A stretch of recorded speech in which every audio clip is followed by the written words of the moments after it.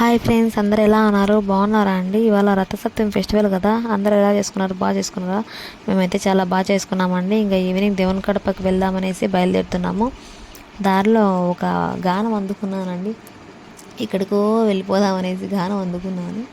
కానీ నా వల్ల మీరందరూ అప్సెట్ అయిపోతారనేసి ఇంకా దాన్ని స్టాప్ చేసి ఇంకా వెళ్ళే దారిని చూపిస్తున్నాను. చూడండి, దేవుని కడపకి వెళ్ళే రూట్లో చూడండి ఎంత బాగా డెకరేట్ చేశారో.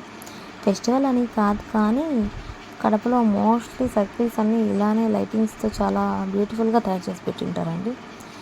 ఇంకా అలాగే వెళ్తే లోపలికి ఆర్చ్ లోపల నుంచి వెళ్ళాలి దేవుని గడపకి వెళ్ళాలంటే.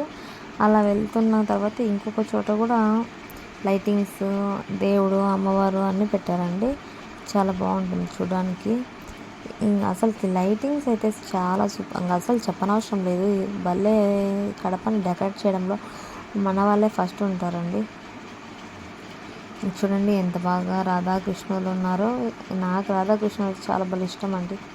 ఇంకా అలాగే ఇంకాస్త ముందుకు వెళ్తే ఇక్కడ ఇంకా మనకు తొలి గడప అనేసి ఉంటుంది. ఇంకా అందరికి తెలుసు కదండి, కడప అంటే తొలి గడప తిరుపతికి. మేము బయలుదేరి వెళ్ళేసరికి 7:30 అలా అయిందండి.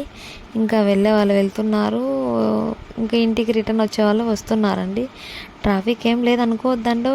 ఇంకా 2 అడుగులు ముందుకు వేయంగానే ట్రాఫిక్ వచ్చేస్తుంది చూడండి. వెహికల్స్ అన్నీ ఆగిపోయాయి, వచ్చేవి వస్తున్నాయి, వెళ్ళేవి వెళ్తున్నాయి. ఇంకా నేను చెప్పడం మర్చిపోయానండి, ఉదయం మాధవిరెడ్డి మేడం గారు కూడా వచ్చి దేవుడికి తీర్థప్రసాదాలు ఇచ్చి ఆ నైవేద్యం సమర్పించి ఆ తర్వాత వచ్చిన వేలాది భక్తులకి అన్నదాన కార్యక్రమాలు కూడా చేపట్టారండి. చాలా మంచి పని చేశారు. ఇలా అందరినీ ఆదుకుంటున్నారు మేడం గారు కూడా. Thank you. Please subscribe.